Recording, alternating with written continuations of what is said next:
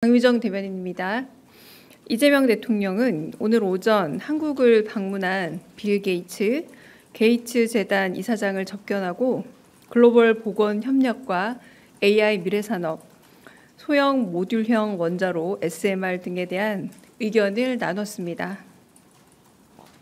이 대통령은 윈도우즈로 세상을 보는 창을 넓힌 소프트웨어 혁신의 의의를 평가하며 백신 개발 등 글로벌 보건과 친환경 발전 시설 개발 등 새로운 공공재 창출에 기여하고 있는 점을 높이 평가했습니다.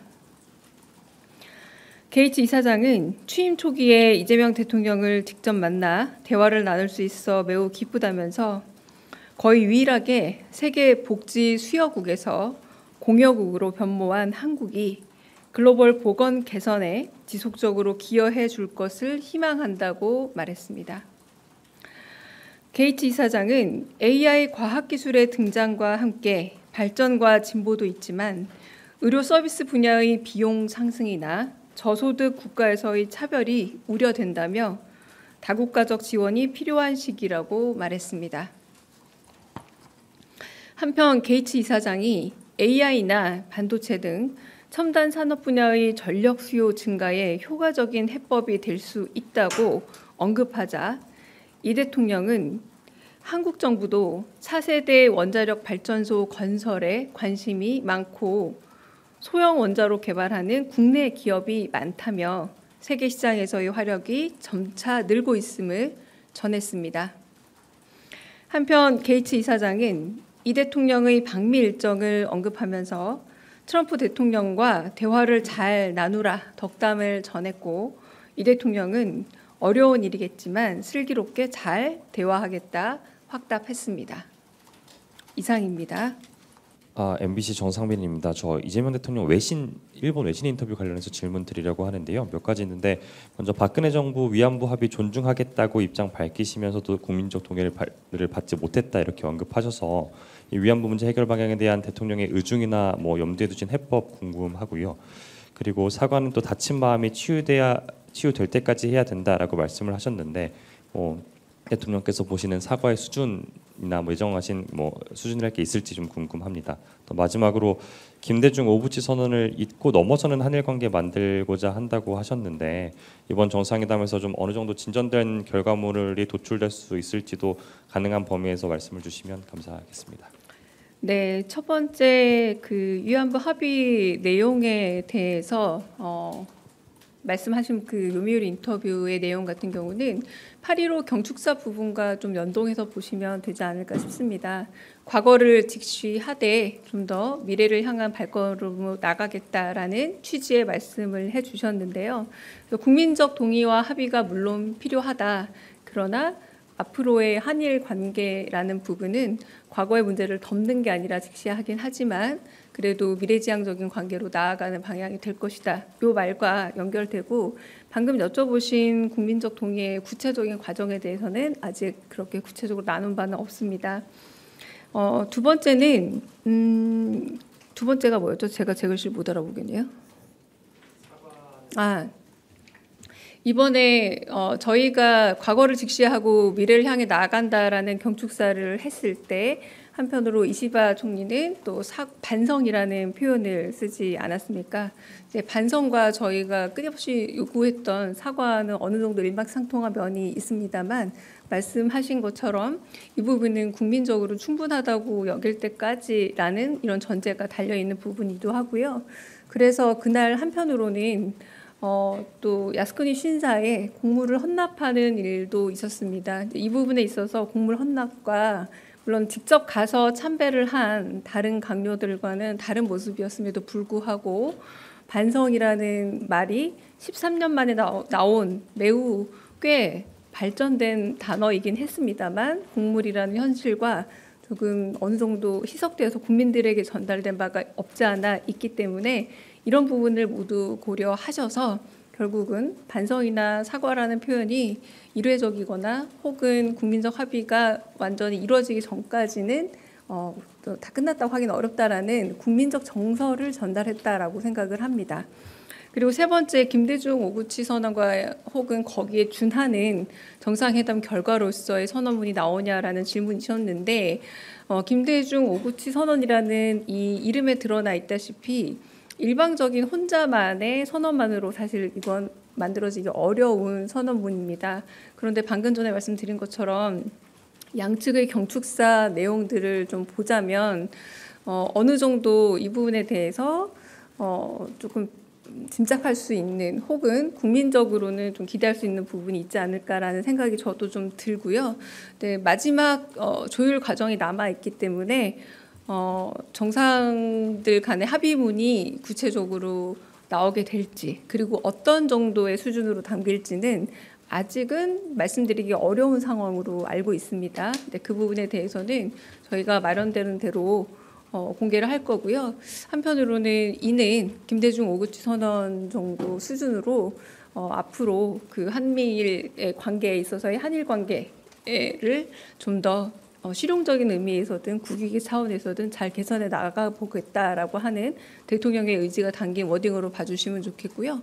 무엇보다 순방 일정에서 일본을 먼저 미국보다 먼저 가는 물론 가는 길이긴 하지만 이 여정은 지금 그 과거 아직 우리나라가 제대로 대한민국이라 부르기 어려웠던 시절 한번 이승만 대통령이 일본을 갔던 시절 이후에는 처음입니다. 그러니까 처음 있는 일인 만큼 이런 여러 가지 다양한 역사적 의의가 합의문에 실릴 수 있기를 바라는 국민적인 지지에 대한 어떤 대답이 아닐까라는 생각이 듭니다. 네. 네, 한국경제신문 한국경제신문 김형규 기자입니다. 오늘 그 원전이랑 SMR 관련해서 대화를 나누셨다고 했는데 빌 게이츠가 세운 테라파워라든지 그 SMR이나 원전 관련해서 협력 방안이 좀 논의된 게 있다면 구체적으로 좀 소개 부탁드리겠습니다. 네, 짧은 대화 가운데 그렇게 구체적 이야기가 오간 거는 아니고요. 이제 AI 미래 기술에 대해서 이야기를 하다가 AI 미래 기술에 있어서는 필연적으로 굉장히 많은 전력 소비가 필요하지 않느냐 이런 이야기를 하면서 SMR 같은 경우에 오히려 이 요구가 급증하고 있다라고 말했을 때 저희 대통령께서는 한국이야말로 SMR 강자가 될 수 있다. 우리 기업들도 많이 준비하고 있고 해외 시장에서도 한국의 SMR이 굉장히 강점을 갖고 있다라고 말씀을 하셔서 그 정도가 전부입니다. 네. 네, 먼저 드셔가지고 먼저 듣겠습니다. 죄송합니다. 다음에 박형원 의장 듣겠습니다. 네.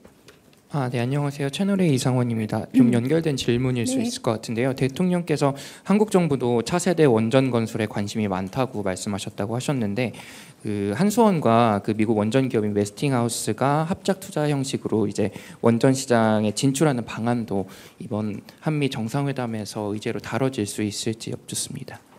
한미 정상회담에서 다뤄질 의제들은 매우 다양하게 지금 카드가 있고 어떤 의제가 구체적으로 올라갈 수 있을지는 모르겠습니다만 국익을 가장 높일 수 있는 방식으로 지금 여러 가지가 고민 중에 있는 것으로 알고 있습니다. 그러나 최종적으로 고려된 바는 아니고요. 검토된 바는 있지만 이것이 최종적인 어떤 안을 실릴지 그런 부분은 아직 확정되지 않아서 말씀드리기 어렵다, 확인드리기 어렵다라고 말씀드리겠습니다. 네. 안녕하세요. 한국경제TV 이호성입니다. 그 한미 정상회담 관련해서 질문 하나 드리는데요. 그 이번 필리 조선소 방문에 트럼프 대통령 같이 가시는지 궁금하고 그리고 어제 그 뭐 사실 들은 바 없다고 이제 실장님께서 말씀해 주시긴 했는데 그 반도체 보조금 대가로 미국 행정부가 삼성전자 지분을 요구했다는 내용, 이거 혹시 사실관계 어떻게 되는지 좀 확인 부탁드리겠습니다. 네, 첫 번째 부분은 상세 일정이기 때문에 제가 대답드리기 일단 어렵고요. 내일 안보실장께서 상세 일정과 비롯한 이번 정상회담의 의의에 관한 따로 기자분들을 위한 간담회가 마련되어 있습니다. 네, 그때도 아마 그 부분은 공개하기 어려울 것으로 짐작이 됩니다. 주요 참석자고 게다가 미국 정상일 경우에는 저희 엠바고 이상이지 않겠습니까? 네, 그래서 아마 좀 그거는 확인이 어려울 거라 미리 좀 말씀을 드리고요. 두 번째는 사실 무근이 맞습니다. 그 부분에 대해서 이제 지금 인텔사가 보조금을 받은 부분에 대해서 주식으로 바꾸겠다 이 얘기잖아요. 주식 보유 물량으로 바꾸겠다. 그러나 한국 기업은 아직 보조금을 받은 기업이 없는 것으로 알고 있고요. 그렇기 때문에 더더군다나 이 전제에 포함이 되지 않고 기업 측에서도 받은 연락이 없다라고 확인을 했고 저희도 사실 무근이기 때문에 이 부분에 있어서는 협상을 앞두고 다양한 좀 레버리지로 이렇게 오히려 우리 측이 아닌 쪽에서 다양하게 좀 소문이 돌았던 게 아닌가 제 짐작입니다라는 생각이 들 정도인데 여하튼 사실 무근이고요. 이 부분에 대해서는 확인된 바가 없다가 아니라 사실 무근이다라는 게 맞는 표현입니다. 네. 그 앞서 주미 대사에 강경화 전 외교부 장관이 내정됐다는 보도는 나온 바가 있는데요. 이번 첫 한미 정상회담 때 혹시 그 내정자께서 함께 이렇게 임명이 되셔서 함께 할 수 있을지 좀 여쭤봅니다. 네, 그 부분은 이제 아그레망 절차 같은 경우는 저희 정부 쪽에서 진행하는 바는 아니기 때문에 저희가 확답을 드리기는 좀 어렵습니다. 근데 아그레망 절차가 뭐 완료가 되고 난 다음에 좀 생각할 수 있는 문제 아닐까 싶네요. 네네. 네, 서울신문의 박기석입니다. 그 요미우리 인터뷰 내용 한 가지만 여쭙고자 하는데요.